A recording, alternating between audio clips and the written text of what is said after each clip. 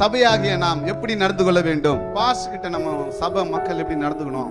உங்களை நடத்துகிறவர்கள், உங்களை நடத்துறவர்கள் மெய்ப்பர்கள், உங்களை நடத்துற பாஸ்டர், உங்களை நடத்துற போதகர், உங்களை நடத்துகிற மெய்ப்பர் எப்படி நடத்தணுமா?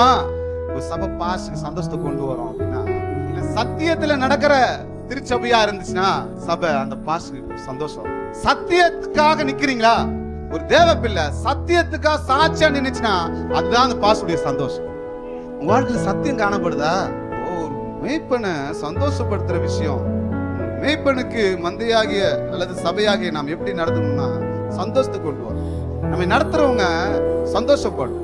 அப்ப எப்படி சந்தோஷப்படுவாங்க? நம்ம காணிக்கு நிறைய கொடுத்தா சந்தோஷமா? இல்ல இல்ல, சத்தியம் உங்க வாழ்க்கையில வெளிப்படணும். இந்த சபையா சத்தியத்தில் நடக்கிற சபை, இந்த தேவ ஜனங்க நல்லா ஜெபிக்கிறவங்க, நல்ல வார்த்தை பேசுங்க, உண்மையானுங்க, சபை சத்தியம் நல்லா அவங்க பாஸ் நல்லா சொல்லிக்கிறாரு. சத்தியத்தில் நடக்கிற சபையா இருந்தோம்னா மெய்ப்ப சந்தோஷம்.